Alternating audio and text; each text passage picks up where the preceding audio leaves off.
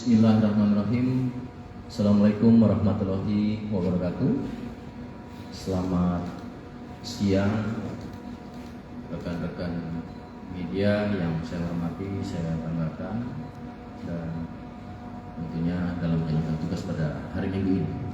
Tepatnya hari ini tanggal 28 Mei 2023, Polda Metro Jaya akan menyampaikan terkait yang ramai menjadi perhatian publik. Rekan-rekan, pada konteks peristiwa ini tentunya kita lihat secara utuh, dan sebelumnya saya akan menyampaikan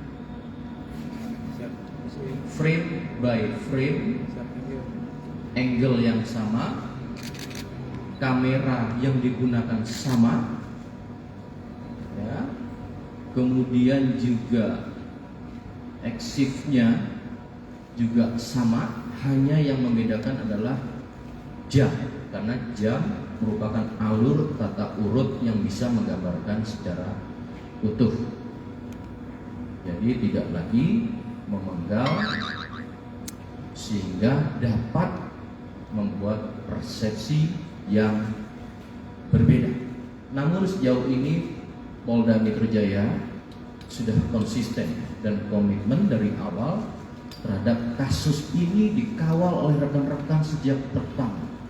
Pertanyaannya, mengapa frame ini sama dengan angle teman-teman miliki? Karena ini adalah produk teman-teman juga dari jurnalis yang dapat kita berikan akses sebagai wujud transparansi, sebagai wujud objektivitas, sebagai wujud sama-sama teman-teman tadi konsisten dan komitmen untuk melakukan kontrol sosial terhadap kasus ini, karena semangat penyidik Polda Metro Jaya sama semangatnya dengan khususnya keluarga korban, apalagi masyarakat, untuk mengungkap kasus ini.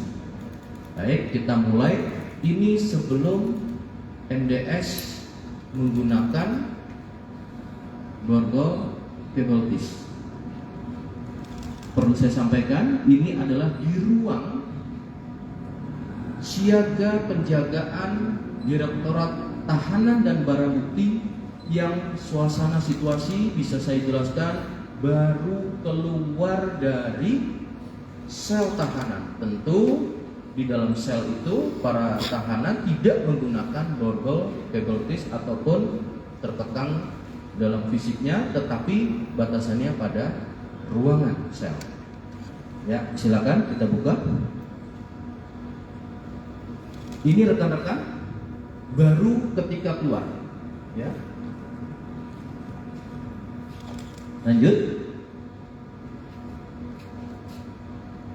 Dia sudah melihat kamera, tetapi tidak dengan serta-merta sesuai dengan frame satunya nanti berikutnya menggunakan. Artinya dia tidak karena tertangkap kamera kemudian menggunakan. Ya, lanjut. Pada posisi ini yang beredar durasi ini, ya, silakan. Cukup? Lanjut, dilanjutkan terus. Jadi frame by frame, jadi frame-nya banyak, ya, rekan-rekan, banyak, sangat banyak frame-nya. Namun ini terkait dengan kasus di sini.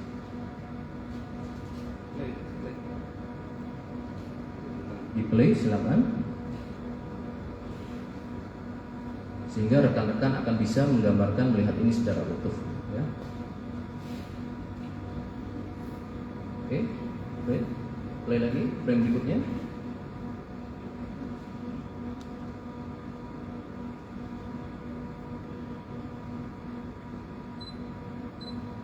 Ini pada konteks situasi yang dipertanyakan oleh rekan-rekan. Masih di dalam ruangan, nanti kita lihat. Oke, sudah menggunakan cable disk. Lanjut. Ini sudah dengan penyidik, ya, ada penyidik, artinya di bawah pengawasan Direktorat Ahli dan penyidik, masih di dalam ruang siaga sel piket Direktorat Tahti. Lanjut. Kita lihat pada frame selanjutnya ini ketika diwawancara. Lanjut. Saya akan menyampaikan ketika akan keluar. Ya, ini. Oke, silakan. Rekan-rekan bisa lihat pada frame ini. Ini gambaran secara utuh apa yang ada di dalam ruangan ini. Nah, ini adalah masuk ruangan Tahti. Nah, ini sel. Nah, ini piket. Ini belum keluar dari area Direktorat Tahti, ya. Jadi, secara umum ketika menunggu adanya penyerahan pengurusan ini masih di situ. Nanti akan saya jelaskan konteks peristiwanya saat ini setelah frame. Lanjut. Ketika keluar sudah sesuai SOP dengan menggunakan baju orange dan menggunakan kabel tis yang kemudian dibawa oleh penyidik karena sudah penyerahan. Lanjut. Dalam rangka untuk kegiatan bagus nanti akan saya jelaskan. Cukup ya? Baik, rekan-rekan media yang berbahagia, konteks peristiwa ya, adalah kondisi suatu keadaan memang terjadi secara nyata dan bersifat mutlak dan absolut. Konteks ini sesuai dengan konteks peristiwanya, maka kita samakan dulu. Dalam perkara ini konteks peristiwa tersangka MDS menggunakan kabel tis sendiri. Ya. Namun secara utuhnya tadi rekan-rekan sudah bisa melihat. Ya. Perlu kami jelaskan, peristiwa tersebut pada faktanya masih bertempat dalam kawasan rumah tahanan Polda Metro Jaya. Tepatnya pada ruang administratif dan piket siaga pada hari Jumat tanggal 26 Mei 2023 sekira pukulnya adalah pukul, saya gunakan waktu yang tepat pada video sesuai dengan FX yang digunakan teman kita jurnalis saat mengambil, yaitu pukul 13.34 waktu Indonesia bagian Barat. Peristiwa itu terjadi di bawah pengawasan penyidik dan anggota Direktorat Tahanan dan Barang Bukti seperti terlihat dalam frame tersebut pada saat pengurusan administrasi penyerahan tersangka MDS dari Direktorat Tahanan dan Barang Bukti kepada penyidik Direktorat Reserse Kriminal Umum Polda Metro Jaya. Namun MDS terlihat pada frame salah satunya ya, tiba-tiba dengan sendirinya menggunakan kabel tis. Ya.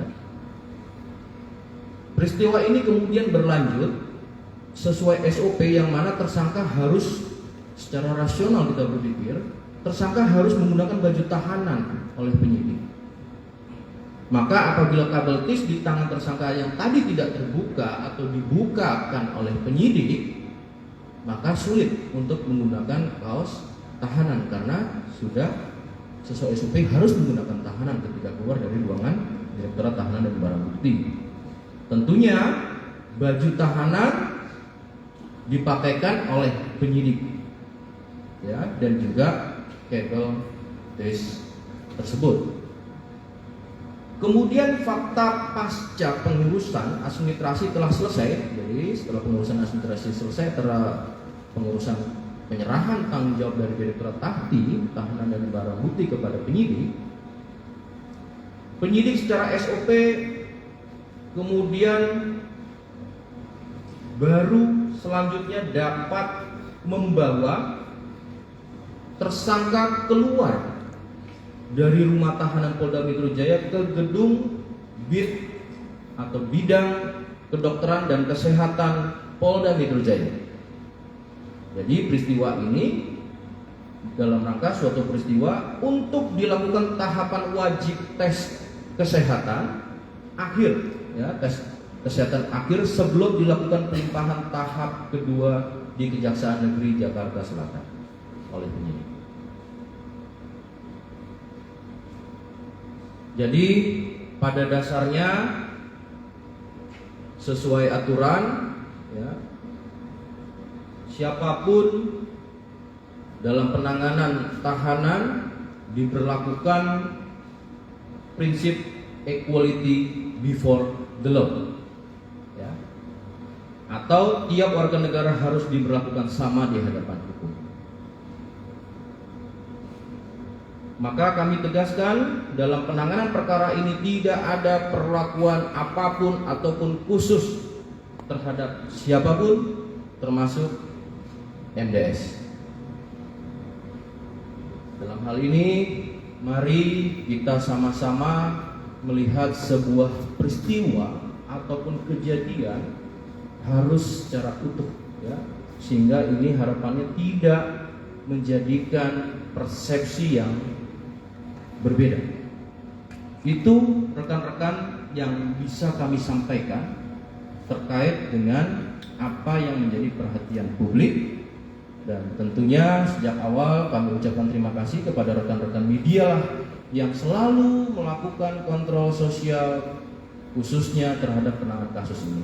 Semangat penyidik, semangat yang sama dengan harapan khususnya adalah keluarga korban untuk bagaimana dari mulai mengungkap sampai dengan memproses, dan kemudian saat ini sudah dinyatakan lengkap oleh kejaksaan, maka sudah dilimpahkan pada tahap kedua, tepatnya pada hari Jumat tanggal 26 Mei 2023. Itu rekan-rekan yang saya sampaikan.